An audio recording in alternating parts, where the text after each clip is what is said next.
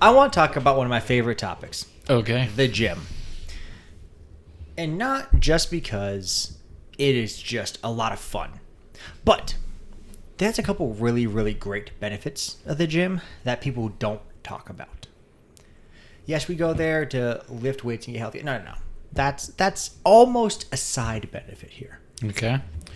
So, I don't go to the gym, so okay, please share. So I wanna invite you in to the gym community.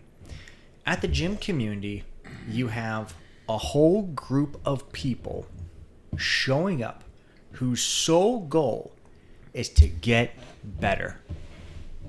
Self-improvement is the sole goal of each individual there.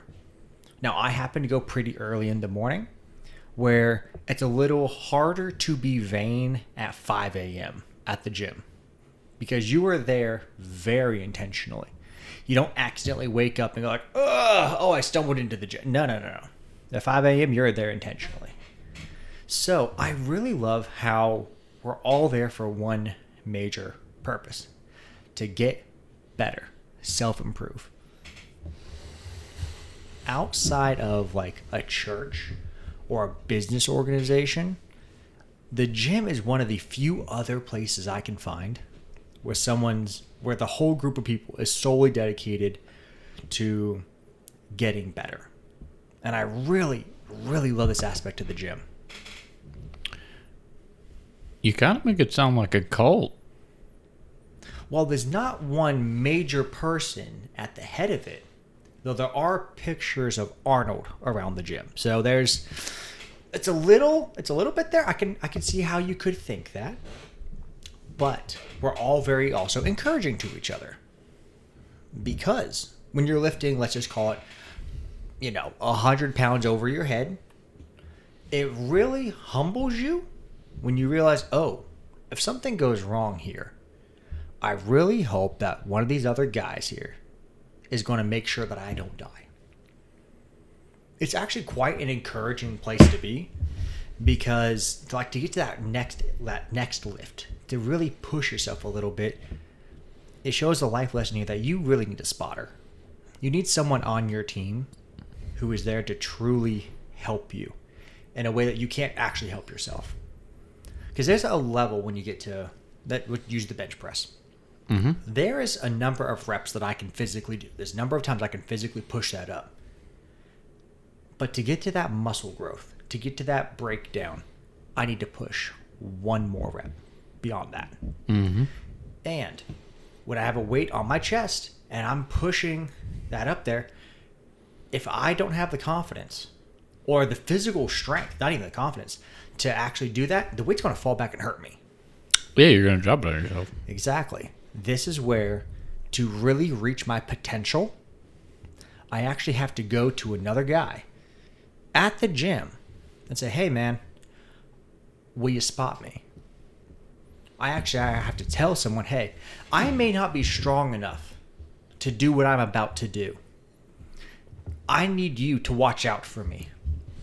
And in a moment's notice, I put this total stranger I put my hands in his life to say, please do not let me die. You put your hands in his life? Life in his hands. Thank you. But it's a really great just microcosm of what life is actually all about. Yeah, you got to trust some people. You got to Exactly. trust some people. You got to go out on a limb. And it's not the easiest thing just to walk up to a guy, hey, I see you're in the middle of something difficult, hopefully like between sets, maybe 30 seconds, maybe 2 minutes. Hey, I need you to stop what you're doing for just a minute and come over here and watch me. Help. Mm-hmm. Yeah. Just to make sure I don't die. Or just give me a little bit of help because I am reaching beyond my current potential. Now, isn't there also kind of like this common practice that your spotter doesn't help you unless you're literally dropping it on your head? Yes. And here's why. When someone is really just going all out, you don't know how much you have left in the tank until it actually starts to fall back on you a bit. Once it actually starts to drop, you know, okay, the body has given. There's nothing left for him to give. Okay, now I'll help him get the rest of it up. Some spotters at that point will just grab it, and some will say, no, you fight here. This is the moment. This is now your moment. And they'll help you a little bit. They're not going to let you get hurt, but they're not going to give you all the help in the world. And there's a whole balance there. But I just love it. It's a good microcosm of the entire life and business item in one small area of everyone has to work themselves to truly get the growth. You can't just rely on others to do it. And you can get some good peer pressure going on, some good competition. But you have to personally do it. And then to hit the next level, you have to team up with other people dedicated to doing it. And when you're picking that person, hey, I need to make sure that they can actually lift the weight off of me. What'd be horrible is if you pick someone who cannot lift the weight off you. And all of a sudden you relied on someone, they can't help you now. Yeah. And it makes a good point, too. If you try to do it by yourself, eventually you're going to get hurt. Exactly. You can get away with it for a while, but running it solo, you'll eventually get hurt. Mm-hmm. So I just love this life lesson that you just get in the gym of, hey, I need to be able to ask for help. And also one kind of fun thing here is, you get a pump and you get a glimpse into what you could look like in the future. Yeah. Very, very temporary. Because the first time you go to the gym, you're probably going to be sore, but you get this really unique item that you don't get a lot of other places. You get your first pump and then your first loss of your first pump, where you learn, oh my gosh, I could be this person. And then within 30 minutes or a couple hours, you're back to you.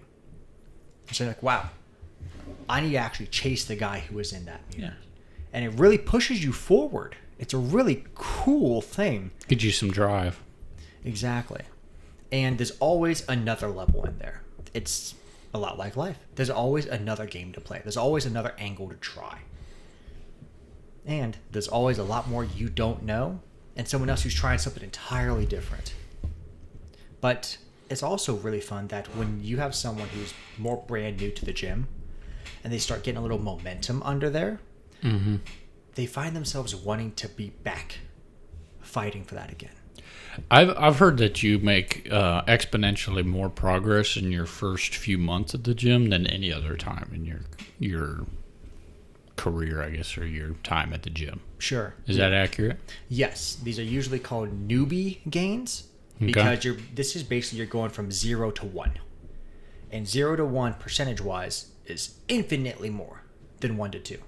It's like your favorite thing. Oh, yeah, absolutely. I love it. Even though 1 to 2 is doubling, 0 to 1, that's your first step.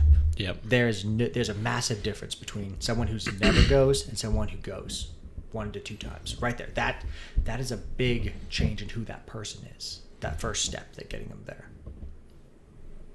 That's good, man. That's good stuff. Yeah. Moral of the story? Go to the gym. Please go to the gym. But then have good gym etiquette. We'll talk about that later. But I want to talk about one more good benefit here. Okay. It's the non-gym benefit. Because the benefits of going to the gym do not... The gains. The gains are absolutely astonishing, of course. Eat a steak. But the benefit of the gym extends outside of the gym.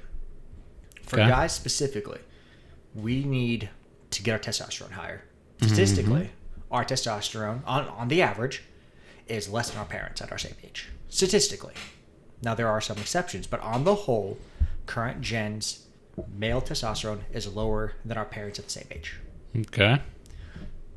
That's not good for us as guys. Guys, we need high testosterone. We need to feel some good, positive aggression because it gives us courage. It helps us to actually fight through and do the right things. But also, you become more confident, generally speaking, as a guy, the more you feel good about yourself.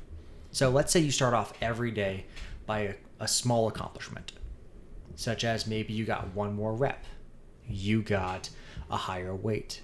You walk out of that gym with a conqueror's confidence, and it's 6 a.m., it's 7 a.m. You have a whole day ahead of you, and you've already got a big personal win in, because you know what it took to get there. It wasn't, I did one small win. Well, sometimes you start there. Sometimes the win is you showed up. Sometimes the win is I had to fight tooth and nail, and I had to give it all I had physically, and I had to have someone help me to get that next step. But then you take that confidence, and then you go into work. You go see your family. You're feeling good. All of a sudden, you're like, oh, you know what? I do need to make that call today. Oh, I can't wait to talk to this client. Oh, a client sees you taking care of yourself, just physically. They'll say, hey, if he takes care of himself, I bet he can take care of me as well. And that's just how it's subconscious. You end up trusting people who take care of themselves because you think that they at least have the potential to take care of whatever need you have. Whether it's sales or construction or service, doesn't really matter.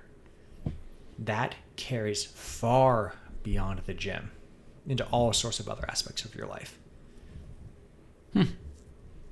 So at the end of the day, one of the best things to do, start some push-ups, but get into the gym, get yourself a small win every day. Start your day off with a win, maybe some prayer, get your mind, heart, and soul right, and your body. Then you can be the best version of you to actually go and help your family. Go present well at work. But if you don't take care of you, you can't take care of everyone else that you need to. We have a responsibility to do that. Good stuff. Good stuff.